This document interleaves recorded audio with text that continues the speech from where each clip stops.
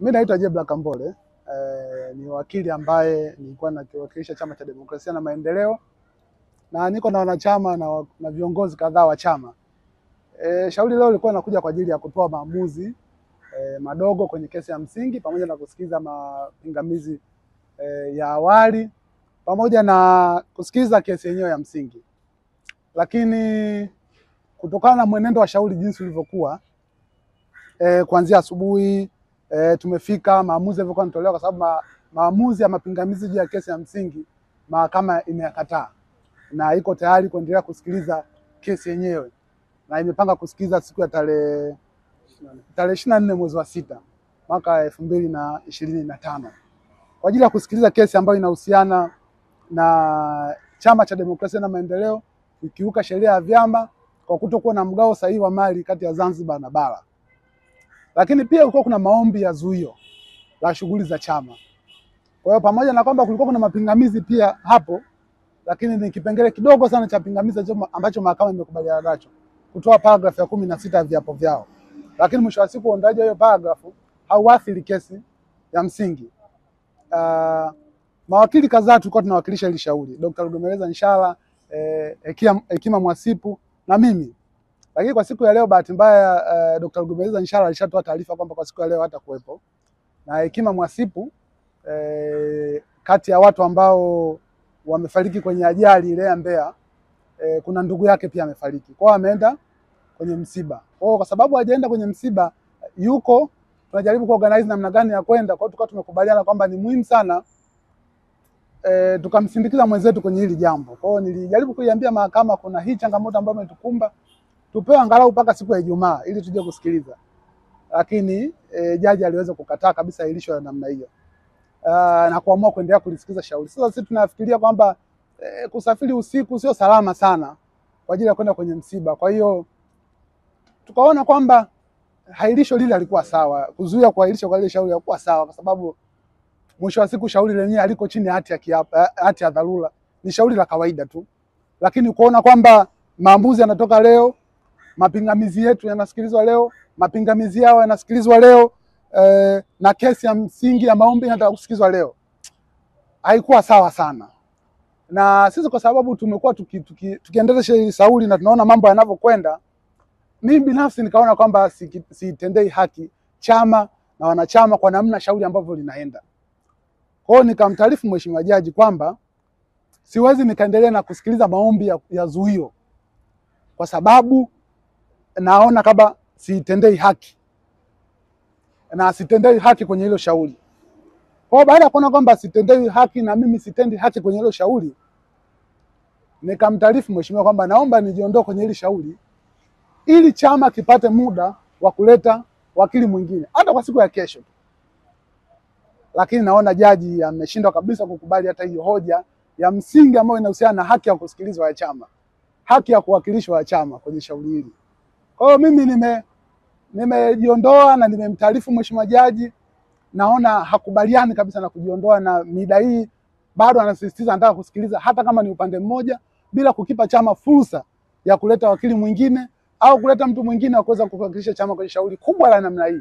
Kwa hiyo nikaona kwamba siwezi kuwa sehemu ya watu ambao wanakandamiza demokrasia au wanakandamiza chama, na mimi niko na mimi naona and I can see it. Kwa hiyo nikaona sio jambo zuri sana kuendelea na ile shauri. Kwa hiyo kwa kifupi hicho ndio ambacho kimetokea. Kwa hiyo wanachama wajue kwamba kesi ya msingi inakuja kusikilizwa siku ya tarehe 24 mwezi wa 6 2025, lakini kuhusu maombi au madogo kuzuia shughuli za chama, I don't know, sijui atafikia wapi, sijui ataamua nini. Kwa hiyo hicho ndio ninachoweza kusema. Pengine madhara ya kesi kuendeshwa kwa upande mmoja ni yapi? Mwisho wa siku mwenendo wa shauri unakuwa uko sawa. Chama kinaweza kuchukua hatua nyingine za kisheria kikiona jambo hili linavyoenda ndivyo sivyo. Na kuendesha shauri upande mmoja sio kwamba ni jambo geni sana kisheria, lakini kina utaratibu wake, ikiwa msingi wa haki ya kusikilizwa, kupewa fursa ya kujaribu kubadilisha mawakili, kutafuta wakili mwingine ambaye anaweza na vitu vya namna hiyo. Lakini madhara yake ni hayo. Kwa hiyo hata ukiendesha upande mmoja bado chama kinaweza kaja kuleta maombi ya kutengua uamuzi wa upande mmoja. Ndugu waandishi wa habari, naitwa Guido Thomas Simfukwe. ni miongoni mwa timu ambayo ilikuwa inawakilisha wanachama wa Board of Trustees waliofungua kesi yao hapa Dar es Salaam katika Mahakama Kuu ya Tanzania, Masjala ndogo ya Dar es Salaam. Na kesi hii ilikuja leo tarehe 10 mwezi wa 6 2025 kwa ajili ya mambo kama 3 au 4 hivi kama nitakavyoeleza. Jambo la kwanza, kuna kesi ya msingi ambayo ni namba 8323 ya mwaka 2025. Kesi hii ilipangwa leo kwa ajili ya kusikizwa kwa kutolewa maamuzi ya mapingamizi ya kisheria, ambayo mapingamizi haya yalikuwa yameshawasilishwa kwa njia ya maandishi ya written submission. Sasa leo tulipokutana asubuhi, Mheshimiwa Jaji ametoa maamuzi ya mapingamizi haya, na mapingamizi yote 9 yaliyokuwa yameletwa na Board of Trustees ya chama cha Chadema pamoja na katibu mkuu yote yamekuwa dismissed. Kwa hivyo baada ya kuwa dismissed, maana yake sasa ni kwamba tukaenda kwenye ombi. Kulikuwa kuyapi na ombi la zuio ambalo hili ni ombi namba 8960 pia la mwaka 2025. Katika ombi hili hawa members wanaotoka Zanzibar waliofungua ile shauri wanaomba zuio dhidi ya chama cha Chadema na shughuli zote zisitishwe mpaka kesi ya msingi itakaposikilizwa. Hili ombi lilikuwa pia na mapingamizi. Upande wa respondent walileta mapingamizi yao dhidi ya hili ombi, na pia upande wa waombaji katika majibu yao kinzani, yani counter affidavit, pia walifaili pingamizi za kisheria. Sasa pingamizi hizi pia zimesikilizwa. Pingamizi za upande wa respondent zimekuwa overruled, lakini jaji akawa ame-expunge aya 16 ya hati ya kiapo ya waombaji, kwa maana kwamba ilikuwa na matatizo, kwa hiyo aka-expunge, lakini akasema zingine zitatumika kuunga mkono hati ya kiapo. Lakini pia na waombaji kwenye majibu yao, yani kiapo kinzani dhidi ya ili ombi, walileta pia pingamizi la kisheria kwamba hati yao ya kiapo, hati ya kiapo kinzani ya waombewa ilikuwa haijakuwa sworn or affirmed. Imeeleza tu kwamba imekuwa delivered and signed. Sasa hii ikaleta mzozo mkubwa, yani ile tag of war ya wanasheria kwenye hii pingamizi kwamba je, affidavit inakuwa signed au inakuwa delivered au inakuwa sworn or affirmed.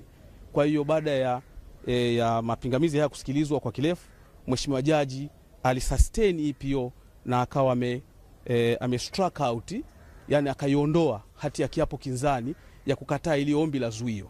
Kwa hiyo baada ya kukataliwa sasa kwa hii counter affidavit ya wajibu maombi, maana yake sasa ombi likabaki halijapingwa. Kwa hiyo jaji akaoda kwamba tuendelee na kusikiliza ombi la msingi.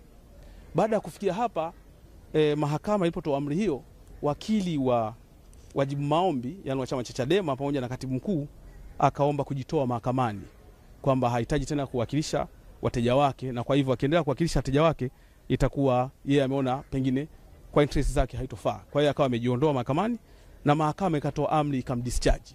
Baada ya hapo mahakama ikatoa order kwamba ombi la zuio lisikilizwe ex parte.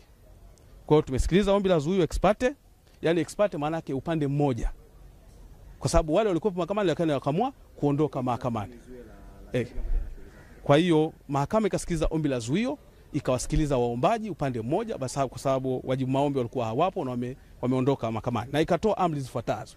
Mahakama imezuia kwa muda, imetoa order, imezuia kwa muda kwamba shughuli zote za chama, yani kwa maana kwamba mikutano ya wao wenyewe au wafanyakazi wao au mtu mwingine yoyote ambaye ana act kwa niaba ya Chadema zimezuiliwa mpaka hapo kesi ya msingi itakaposikilizwa na Mahakama Kuu Masjala ndogo ya Dar es Salaam.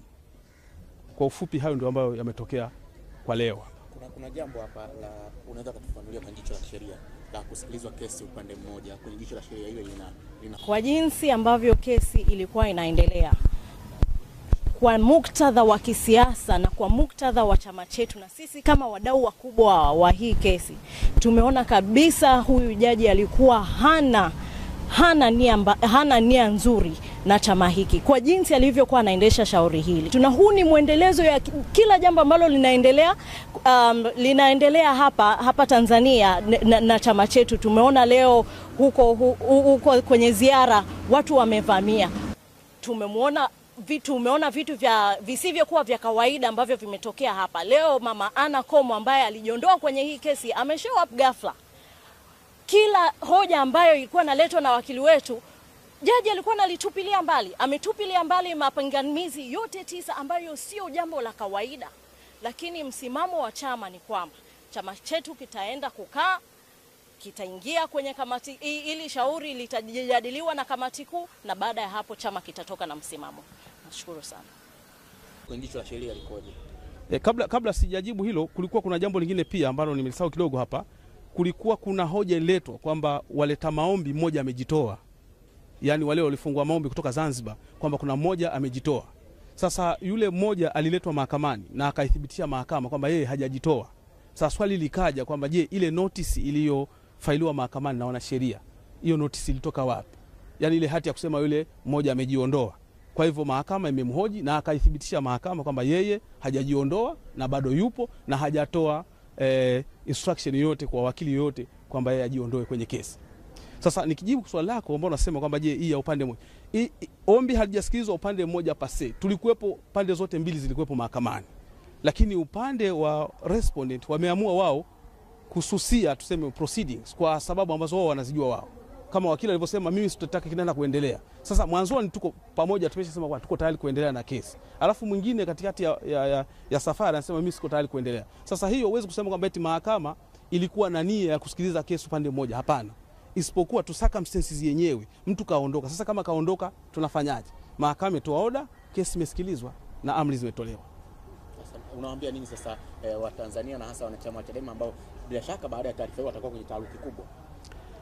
Kikubwa ni kwamba tufuate utaratibu wa sheria. Unajua sheria ipo kwa ajili ya kufuatwa katika kila mtu. Huwezi ukavunja sheria, na mahakama inapokueleza kwamba fanya hivi inabidi ucomply na amri ya mahakama. Kwa chochote kitakachokwenda kinyume na amri hizi za mahakama kinaweza kuleta matatizo pia.